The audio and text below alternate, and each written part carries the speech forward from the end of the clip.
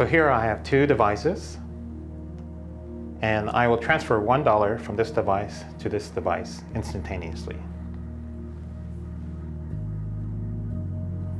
Enter the amount and send. I'm seeing the transaction now. And there it is. What you've just witnessed is what looks like a standard financial transaction. Money was transferred electronically from one account to another. But while it appears like an ordinary bank transfer, it may perhaps be the most revolutionary technology you're likely to see in your lifetime. This technology is called Bitcoin.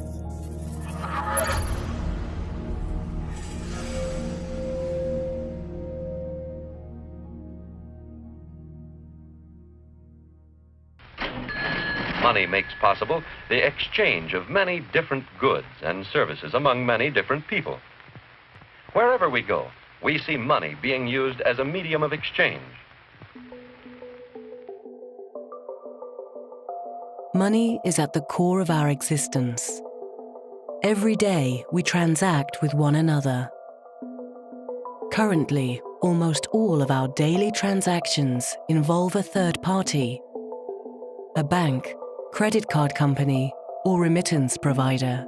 And ultimately, it's these institutions that carry out the transaction on our behalf. This is until the invention of Bitcoin. Bitcoin is truly one of the most important inventions ever in the history of humankind. That's how big of an impact it's going to have on our lives. And it sounds really difficult and complicated and hard to understand hearing about it. If you had only heard about email, it would sound difficult and complicated and hard to use. Bitcoin is literally easier to use than email. So what exactly is Bitcoin? Well, for starters, Bitcoin isn't actually a coin. Bitcoin is a new form of money, a currency that lives solely on the internet, one that some have even called magic internet money. I think part of the confusion is that Bitcoin is actually two different things. It's both a currency and a payment network. And we've never had one thing that's both of those at the same time. So the dollar is a currency, but it's not a payment network. PayPal and Visa are payment networks, but they're not currencies. Bitcoin is both of those things at the same time, but it has this other property, and that other property is that it can instantly be teleported anywhere in the world, just like that, almost for free. And there's nothing that anybody can do to block these teleportations. There's nothing anybody can do to intercept these teleportations. And if you're careful about how you use Bitcoin, you can do these teleportations anonymously. So with Bitcoin, with a push of a button, you can pay anyone anywhere in the world or receive payment from anyone anywhere in the world. In the aftermath of the global financial crisis, an author using the pseudonym Satoshi Nakamoto posted a 9-page document onto an online forum. The document, titled Bitcoin, a peer-to-peer electronic cash system, would soon become the building block for what is today the first fully working concept of decentralized money. These are the daily candles of Bitcoin, just in the backdrop. But I want to talk about these trend lines. You've seen them on other presentations even earlier today. I started out working at Bear Stearns back in 2007, so about a year and a half or so before the financial crisis really started to hit.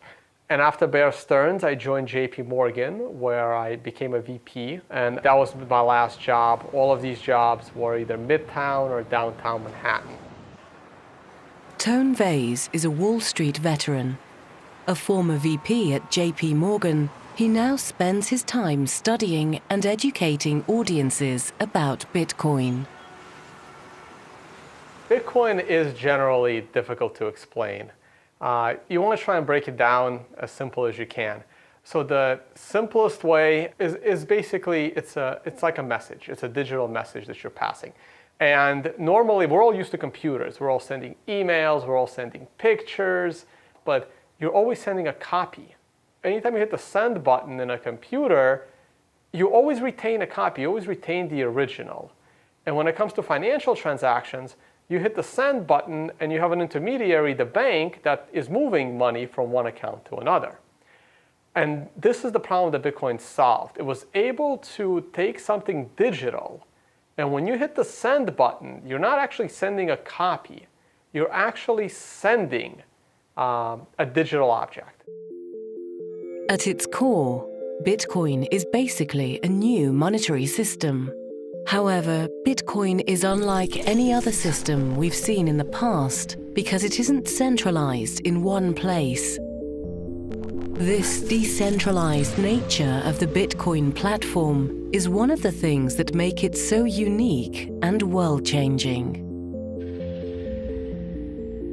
We're all familiar with PayPal or Visa or Bank of whatever. All of these traditional services that we're used to control who's allowed to have an account, who can send money from what countries users can send money to other countries' users. With Bitcoin, there is no entity that's controlling any of that. There's just this software protocol that anyone can write software to interact with, and then anyone can install that software on their phone or on their computer. And once they have the software installed, they can now interact with anyone else, anywhere in the entire world that's also using the Bitcoin software. This software that runs the Bitcoin protocol is commonly called a wallet, a digital purse which stores and allows the holder to move Bitcoins from one wallet to another. The Bitcoin protocol is open source, meaning that the programming code is freely available to add to and redistribute. In this way, similar to anyone being able to add a new website to the World Wide Web, programmers are able to add new products to the Bitcoin network. We have Jason, for whom this is very late evening because he is in Australia, and we're about to do Jason's first Bitcoin transaction over Skype as our medium, so everyone can see how quick and easy it is. On my end, I will hit send, and Jason is going to hit request. So when he hits request, a QR code should have displayed in the middle of your screen, and he's going to put it up to the camera of Skype so I can scan it with the camera in my cell phone. All right, I see the QR code. My phone is trying to scan it.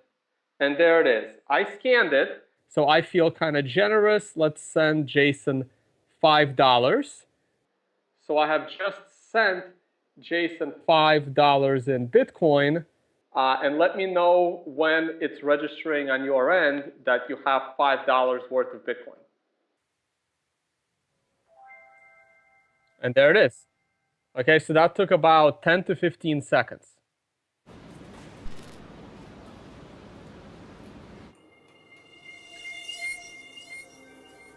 Bitcoin enables users to send and receive money instantly without the involvement of a third party.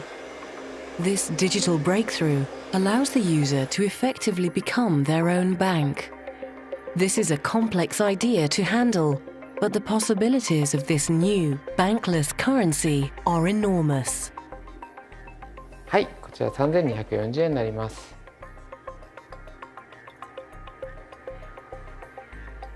With the exception of actually handing physical cash to you, generally we have to rely on third parties for lots of different payments, be it credit cards or wire transfers internationally, or even sort of keeping cash under your bed, storing large amounts of cash, we use banks.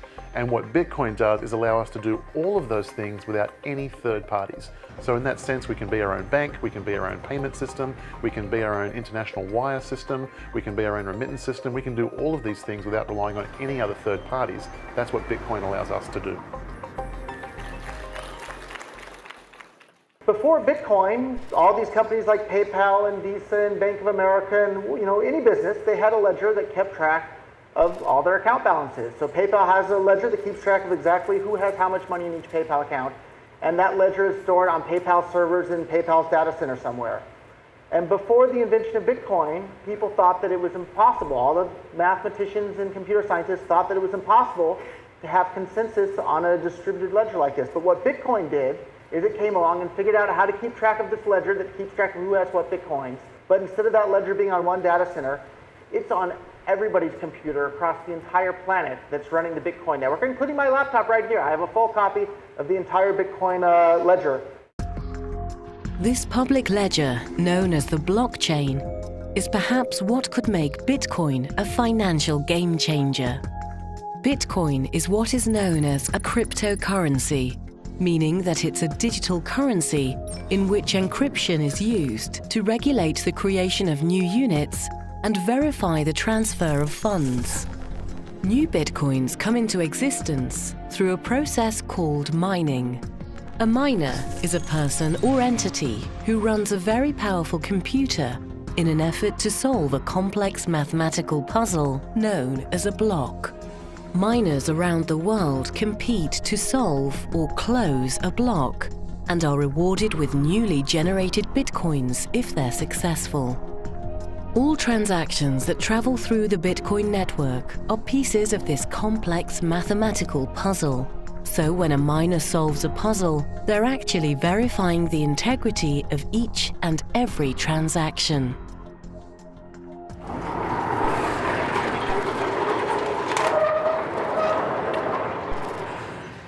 Welcome! This is one giant abandoned recycling plant. We've got incinerators over there, those two big silos. Right around this wall, we have a megawatt worth of solar panels. It's a lot. That's about as much as what we consume. So we're going to be able to offset our electrical costs completely. This is a work in progress, but a Bitcoin mine is a group of computers that contribute its processing power to facilitating Bitcoin transfers and the security of the network. Yeah, it is one big supercomputer, and all of these individual computers are kind of throwing guesses at this mathematical problem. And it's a very difficult problem. It takes lots and lots of computers to guess it. Once that guess is correct, that is sent to all the rest of the computers, and with that answer, they record all the transactions that have been done up to that point. It's a very secure system for facilitating transfers, recording transfers, and making sure that no kind of shady work has been done. Because there's some methods in financial transactions where you could double spend, and this whole blockchain thing is one great method of make sure that doesn't happen. Say if Alice wants to send Bob an email, what would happen under the hood is that along the path of the email across the network, her email gets copied in many places of the network. And eventually the final copy will be relayed to Bob. That's how email works, that's how digital transfers work, and that's how it should work for the majority of digital transfers. That's well and good. However, in the case of money, that would be disastrous if that were to be the way that money was transferred digitally. You don't want copies of the same dollar bill to exist on the network. That would ruin the scarcity premise of money. And so this was the problem that Satoshi Nakamoto tackled with the creation of Bitcoin. And so what happens with Bitcoin, the Bitcoin's blockchain, is that when Alice wants to send one Bitcoin to Bob, she creates a transaction, and that transaction gets copied across the entire network. However, this is different than, say, a single email, because that transaction has embedded in it instructions to the rest of the network that says, from here on out, control over this Bitcoin is now conferred to Bob. Okay? And the rest of the network honors that. One time I realized that, wow, Bitcoin is really difficult for people to understand, as I spent the whole evening explaining Bitcoin to a friend of mine, and then I got home that night and she posted on my Facebook page, and she goes, yeah, I was thinking more about Bitcoins, and you were explaining Bitcoin mining, and does that mean that Bitcoins are originally underground?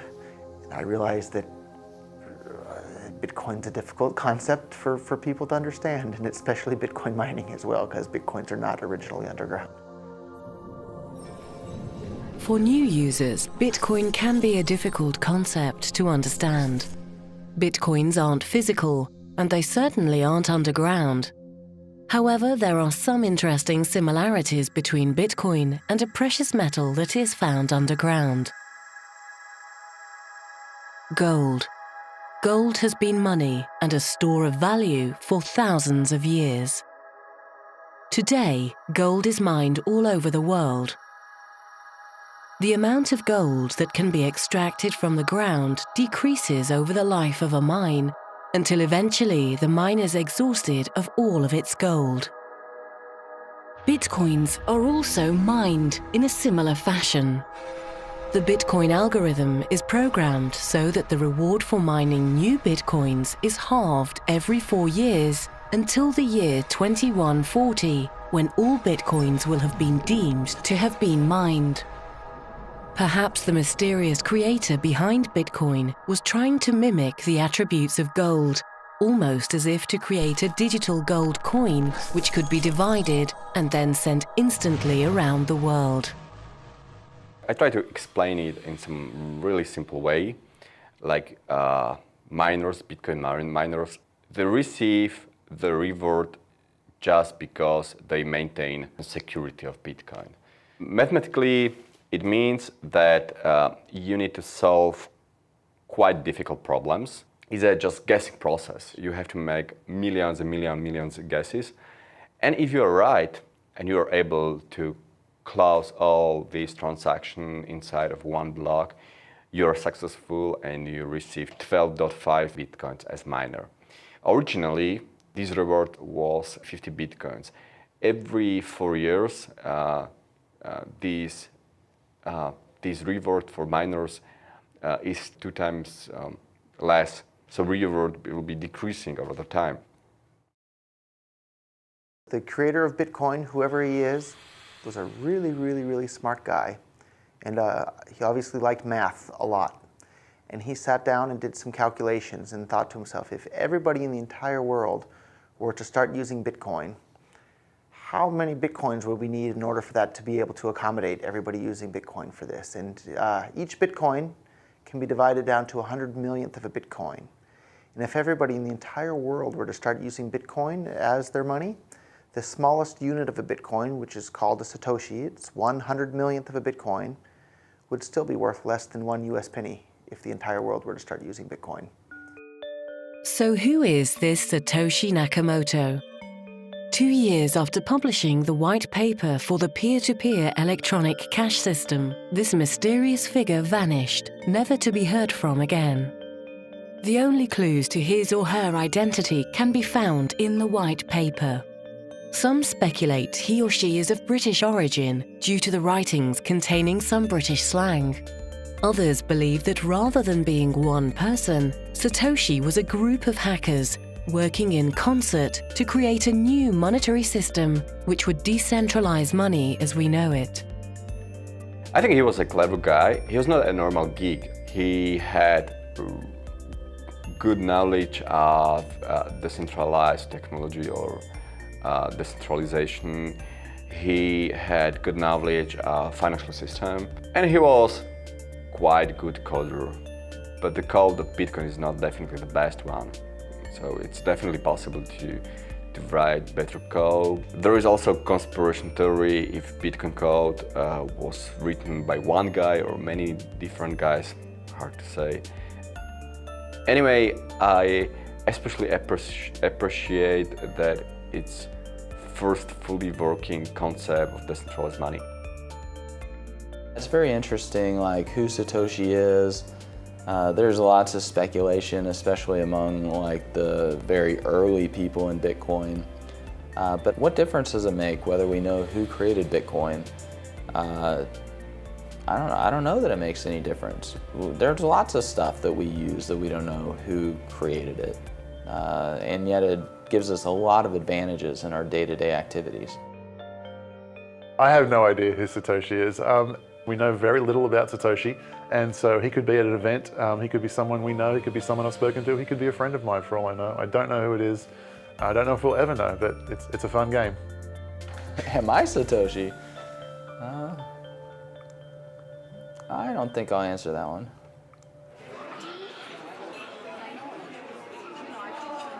Regardless of the true identity of Satoshi, what he or she has invented could have profound effects on how our world evolves into the future. ビットコインで支払うとなんかかっこいいな。そんな感じです。最先端を行ってるっていう感じ。Because Bitcoin enables the user to act as their own bank, in essence, it frees the user from the traditional gatekeepers to their wealth. ビットコインはクレジットカードと違って支払いのサイトが、今まででしたら1ヶ月とか、60日後とかにカード会社からお店に支払われるものがビットコインだとそのサイクルが自由に決められますので非常に扱いやすいものだと思います。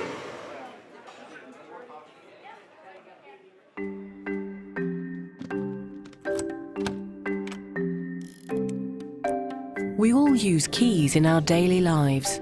Keys allow us to access and control our valued possessions. They also protect our valuables from being stolen. Take your car as an example. Holding the keys to your car allows you access to it whenever you wish. But suppose you've had a few too many to drink, and your loyal friend confiscates your keys from you.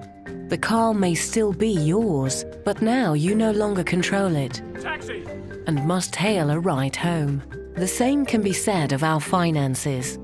Although you may have the debit card and password to your bank account, the funds aren't directly in your possession. Every time you make a withdrawal or transfer from your bank account, the bank is actually acting on your behalf and moving the funds for you. This is where Bitcoin is fundamentally different. Bitcoin enables an individual to hold the private keys of their own wealth. So with pretty much every asset that we have out there, we don't directly hold the dominion or control over that asset. For example, the Royal Bank of Scotland, they had 700,000 accounts, ATMs, just went down for the weekend. Nobody could access the ATMs, couldn't get money out. You have a credit card or a debit card and it gets turned off because of suspected fraud, or you did a charge in an unusual location. Well, guess what? The credit card company holds those private keys. They get to make the choice, not you. Bitcoin is very, very different in this regard. It is built on public private key encryption. And what that means is that you send Bitcoins to the public key, and then in order to send the Bitcoins, you have to be able to sign with the private key where the Bitcoins currently reside. And that literally is a number. That private key is a number. Bitcoin, nobody gets to turn it off. If you have the private key, you get to access it and use it. With your Bitcoin wallets, there's associated what are called private keys. Okay? And these are literally what they sound like. They're private keys that can open and unlock your access to your funds. But let's be clear, if you lose any of your private keys, you lose access to your funds. Simple as that. So we just bought some Bitcoins out of a local Bitcoin ATM. And so what actually comes out is what we call a cold wallet. It's a little piece of paper with two squares on it, or two things that look like Roche ink blotch tests, and a bunch of alphanumerics underneath each. Now the top is the public key, which is what people would use to send Bitcoins to this address. And the bottom one is the private key, which is what you would use to scan in order to retrieve Bitcoins from this address.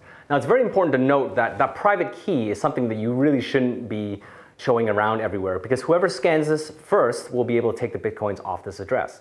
Also, if you were to happen to lose this piece of paper, then you've actually essentially lost your Bitcoins because nobody else has a copy of this private key. Right now, there actually is some Bitcoins on this address, so if you're seeing this for the first time, you may be able to scan this off yourself and take the Bitcoins for yourself.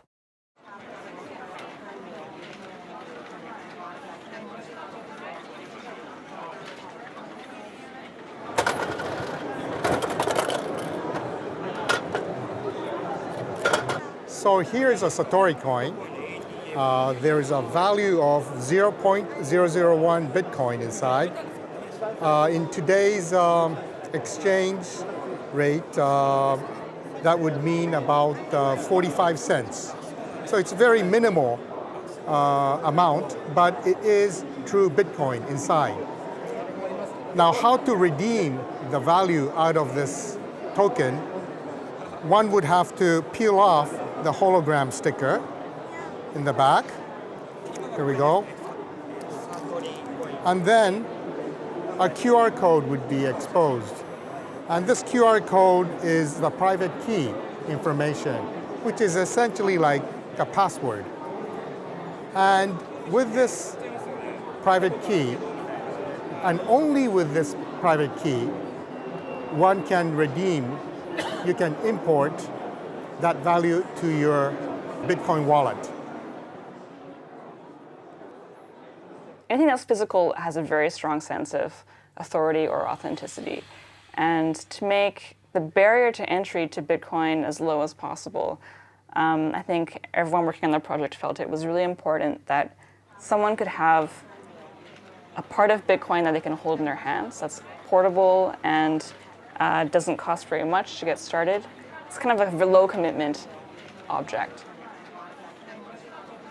Because Bitcoin is built on public, private key encryption, the entire workflow for sending payments, particularly online, is fundamentally different from that of credit cards. Credit cards were never built to be used on the internet in the first place. When the credit cards were made, there was no internet. So a pull system is that you've given the authorization to the merchant or the credit card issuer to pull from your bank account whenever it is that they feel that they have the right to do so. With a credit card, whenever you want to initiate a transaction, you are effectively giving the keys to the merchant, right? And you give your keys to every merchant you deal with. Right? So every time you make a transaction, for example, online or so, you're taking a risk because you're entrusting the merchant with this very personal information, which they could then take to initiate transactions as well if they wanted to. Whereas Bitcoin, it's a completely different model where the control is more weighted towards the consumer. The consumer then pushes their funds to you. And then if you're doing an internet service, right, you could broadcast a Bitcoin address and anyone in the world could send Bitcoin to you. If you were a band, a musical band, and you're performing on a concert and your concert was being broadcast around the world, if you put up on the stage a sign that had a Bitcoin address, well, you could be funded by anyone who was watching that broadcast anytime they watched it from that point onward.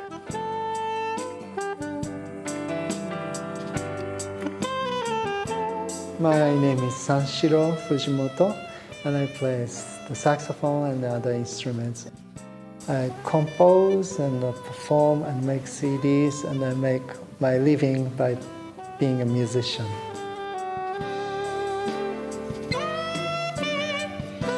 Today's small live show I did without no admission fee, and if you appreciate my music, then you can tip me.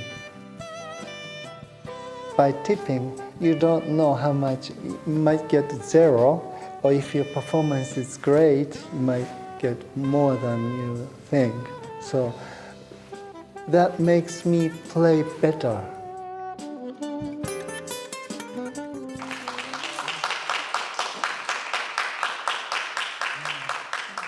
Direct interaction is more about the art itself. And if you tip someone in the street, you don't tip big money, you tip like 10 cents, quarters, and small money. But to send the small money on the internet costs more than what you're supposed to tip. So Bitcoin is much better way to tip someone in the internet. Bitcoin payments are a push system, meaning that the funds are pushed from sender to receiver. This makes for a faster and cheaper system than traditional pull systems like credit card transactions. This in turn also means that Bitcoin transactions are final and cannot be reversed. Credit cards actually has about a 6-month settlement time.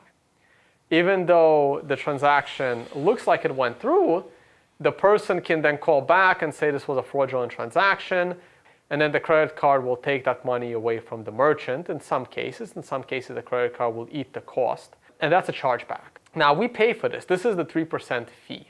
Merchants usually pay this 3% in order to accept credit cards.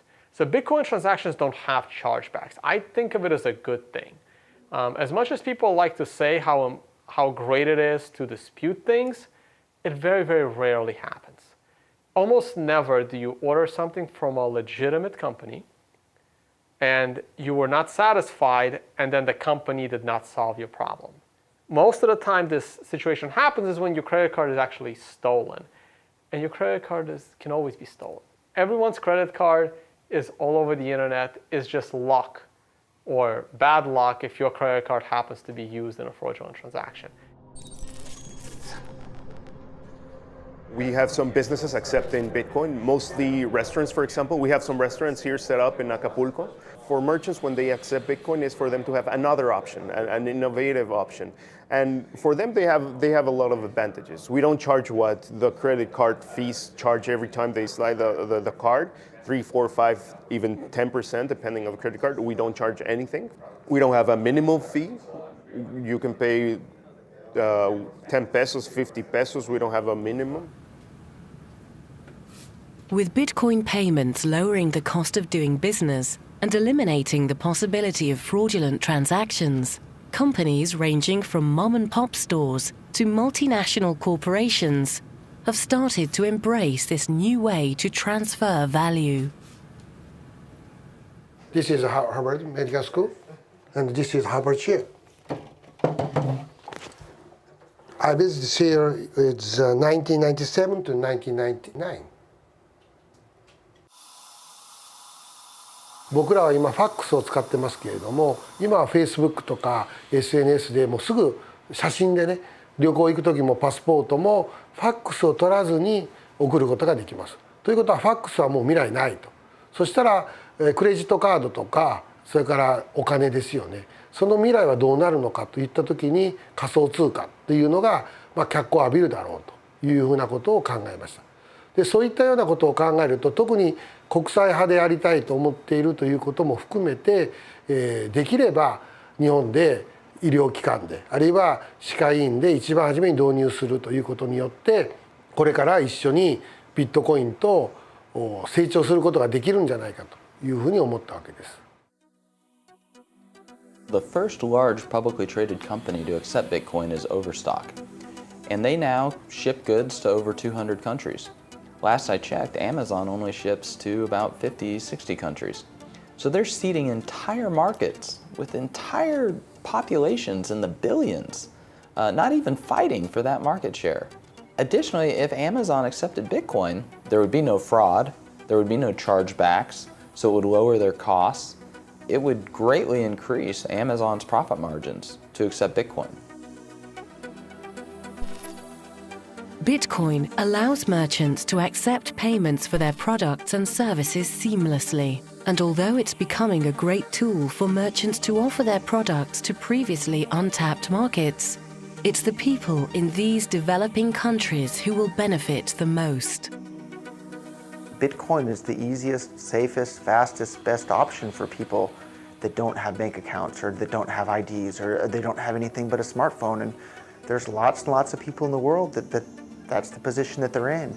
And Bitcoin is this fantastic solution and an opportunity for them to participate in the world's economy without having to deal with banks and having to jump through all these hoops. They just simply install an app and now they're a part of the world's economy. Something like 33% of the credit card transactions coming out of Africa are fraudulent. So nobody wants to take business from Africa. It's just too risky. With Bitcoin, you know the funds are good. So as a merchant, yeah, pay with Bitcoin. I'll sell anything you want, that's legal to Africa. Then they're able to start having property rights. And property rights is really what's going to help lift them up out of poverty. So Bitcoin does get into this niche of the underserviced people in the banking industry. So a lot of third world countries, they may not have access to bank accounts, they might not even have IDs to open a bank account. But if they have cell phones and if they have access to the internet, they can now have the equivalent of a bank in their cell phone. According to the latest World Bank figures, there are approximately 2 billion unbanked people throughout the developing world. The adoption and use of Bitcoin in these countries could transform this human rights issue and allow the unbanked population of the world to participate in the global economy. For the first time in the entire history of the world, anyone can now send or receive any amount of money with anyone else, anywhere, instantly, basically for free, and it's impossible for anyone, including governments, to stop them from doing that. And as much as I love gold can't do that, right? Think about that. Here, anybody in this room, you can now send and receive any amount of money with anyone, anywhere in the world, right now, and there's nothing that anybody can do to stop that. That was not possible before the invention of Bitcoin, and that is a fundamentally world-changing technology for every single human being on the planet. WikiLeaks was able to find funding through Bitcoin.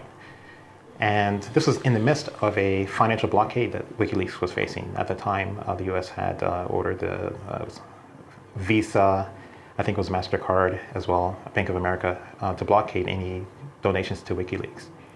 Say what you will about WikiLeaks. Not necessarily that I condone everything that they do, but I do think it is very important for freedom in the world, for people to have uncensorable ability to donate money to whatever political causes that they want to. And so I thought that was extremely powerful for WikiLeaks to be able to defy the US in that sense. Because Bitcoin puts the private keys of wealth in the hands of the user, it can be used to support activist causes. But Bitcoin can also be used for a night out on the town. My name is Ken Shishido. I am co-organizer for Tokyo Bitcoin Meetup Group. We have this special event tonight, having burlesque dancers receiving Bitcoin tips. The reason why I do this is that sometimes we want to make our meetup interesting instead of talking about really technical stuff or political stuff. So this is one of the events we want to make it really fun and see what can be done using Bitcoin.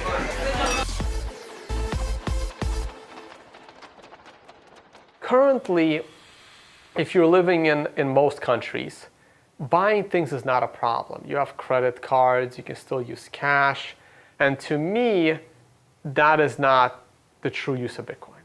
The true use of Bitcoin is to give you financial privacy, which I find extremely important. During the global financial crisis, as cracks in the financial system spread, institutions once thought to be invincible were shown to be vulnerable. As we now know, governments around the world were forced to bail out financial institutions.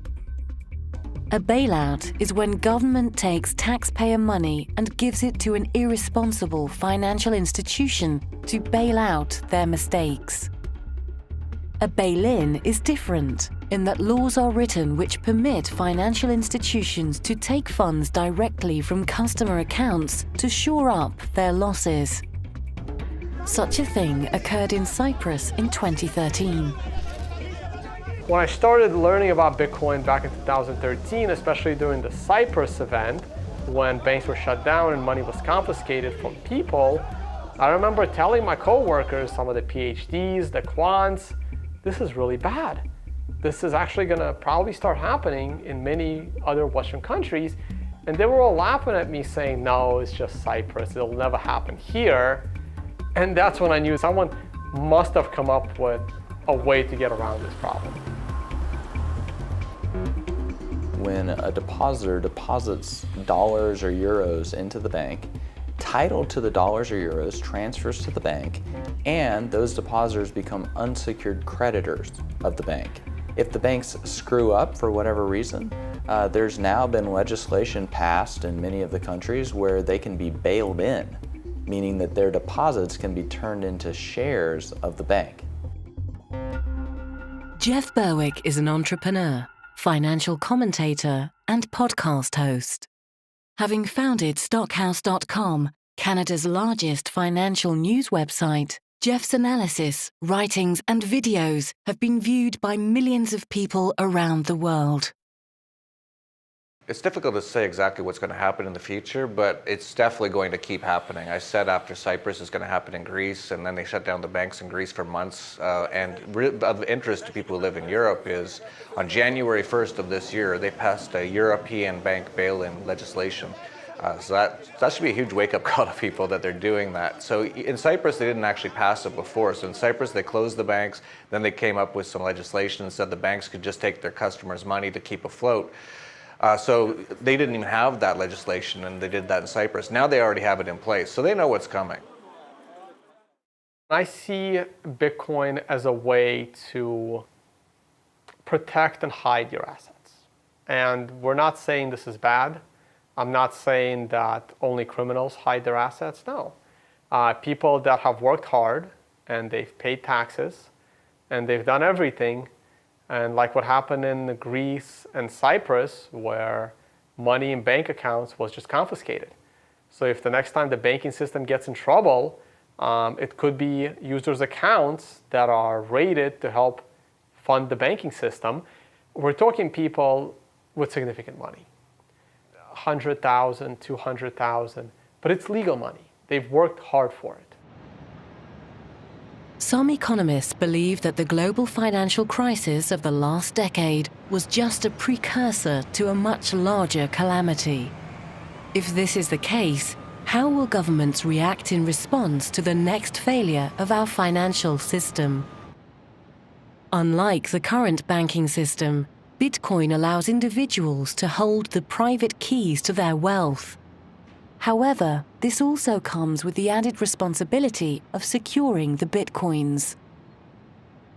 With Bitcoin, you're in 100% complete control of your own money, but that also means you're 100% responsible for what happens to your own money. So it's your job to make sure that you keep your Bitcoin safe. People are used to things like credit cards and bank accounts and PayPal, and if your credit card gets stolen, you just call the credit card company and they cancel it, and that's the end of it.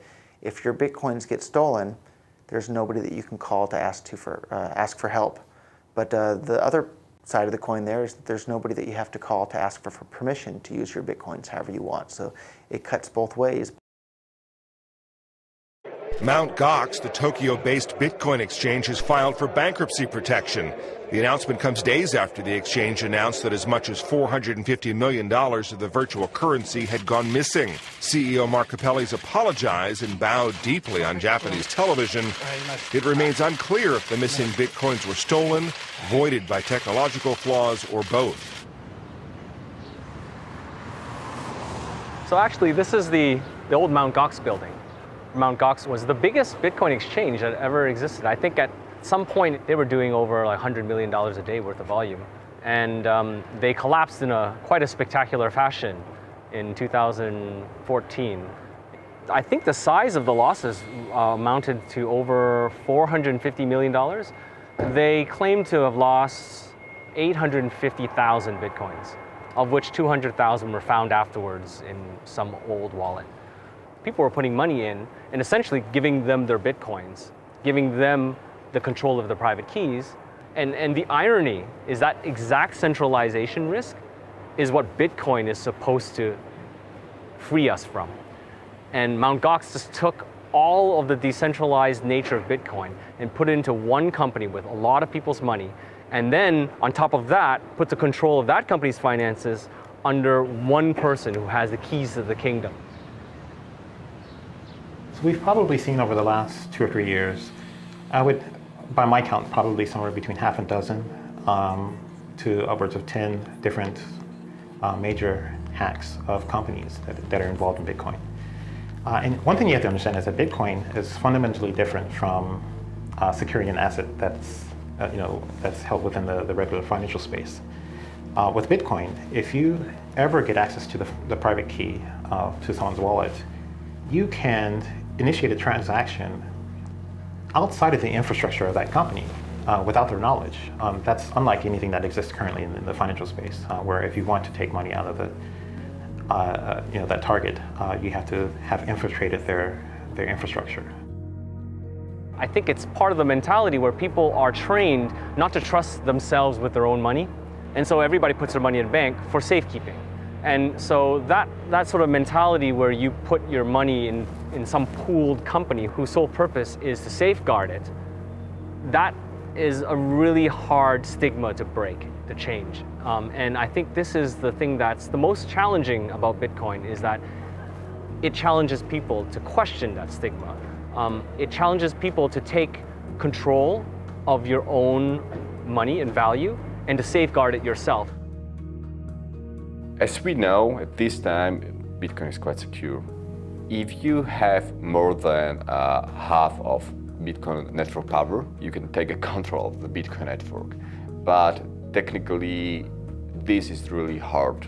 When we consider the current Bitcoin power, it's almost impossible. So from this point of view, Bitcoin is much secure than the biggest and the most secure portals of some biggest banks in the world.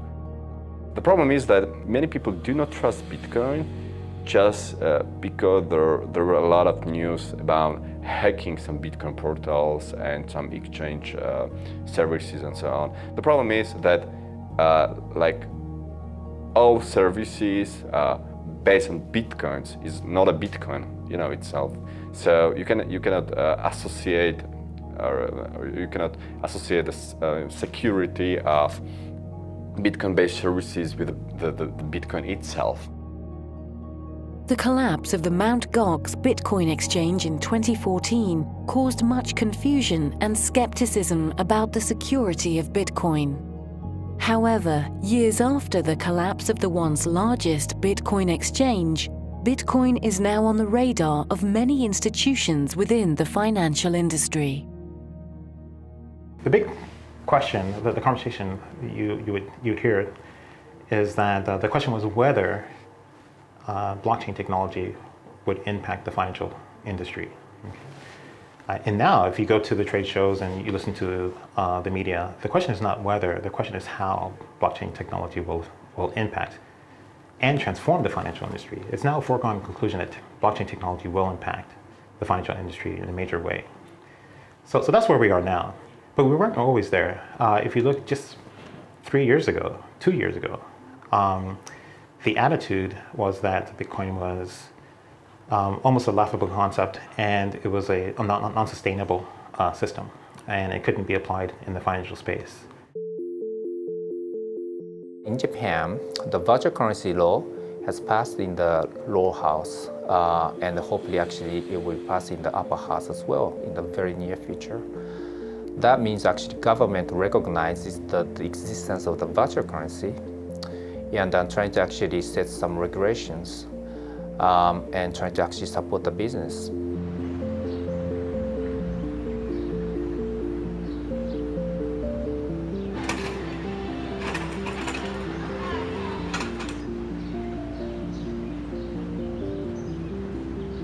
This Bitcoin, well, it looks great, It's a nice piece of collection, It's better than a yen or a penny. Some of the areas where Bitcoin has been most popular so far is China, which has quite a high level of capital controls. Other countries like China, Argentina, Iran, this is where Bitcoin's really caught on to a lot of people, because it's not easy to transfer money in or out of the country without going through regulatory problems or having to know someone in the government and things like that. So definitely that is a huge boost to Bitcoin. The advantages of Bitcoin continue to increase its popularity around the world, sometimes in the most unlikely of places. My name is David Hyatt, and I operate the Phoenix Rising Cafe in Nimbin. This is where our Bitcoin machine is located, right next to the traditional ATM machine, so the customers have a choice of using either. I saw that the current banking system was rather restrictive, and the independence of people running their own banking systems really appealed to me. And the fact also that it was digital and we're living in a digital age, I just knew that it was something that would have to get traction over time. Bitcoin is definitely the largest innovation in monetary science since Isaac Newton's gold standard. Going to completely revolutionize how all of our assets are held, so it's going to disrupt law, going to disrupt accounting, going to disrupt our finance industry, going to disrupt so much. It will also rapidly decentralize the capital. No longer will millions of people accumulate all of their capital into one big pile that then gets allocated by a senior vice president of Merrill Lynch or Bank of America. It'll be millions of people that you have to go and entice out of their capital to go fight a war in Afghanistan or Iraq. Once you decentralize all of those private keys, it becomes much more difficult to get people to pay for a lot of these goods and services that they otherwise wouldn't necessarily pay for. I'll just scan it, and now I have your Bitcoin address in my wallet right here, and I'll go ahead and enter $1, and we'll hit send. Mind sending the transaction? Sent, and there you go, you heard the noise. Before Bitcoin, I was basically retired. I was just hanging out, enjoying my life, practicing jiu-jitsu every day, and it was really fun, but wasn't really gonna make the world that much of a better place, if at all. And then I discovered Bitcoin, and I looked around the world and I saw all these wars being fought and central banks debasing the currency and it basically preventing the world from being as good of a place as it potentially could be. And I saw Bitcoin and I saw this as a tool to strip away all of their power to do that. Most people aren't interested in paying to kill people they've never met in other countries. Most people are willing to pay for roads and schools and hospitals.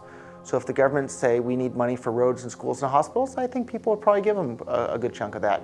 If governments say we need money to go kill people in other countries that you've never been to in your entire life and you're probably never going to go to in your entire life, people are going to say, no, I don't want to pay for that. But if you're using bank accounts and dollars and euros, governments can seize all the money out of your bank account at any time. They can print as many new dollars or euros as they want to pay for these things at any time. If the world's using Bitcoin, it takes away those tools from government, and I think that makes the world a much, much better place. For the first time in history, Bitcoin now provides the entire world with a completely decentralized payment system. One where each individual holds the ownership and control of their own financial wealth. One where all users can transfer value and interact freely amongst each other instantly. What could the future of our world look like with such a revolutionary tool? The possibilities could be truly magical. Bitcoin is magic internet money.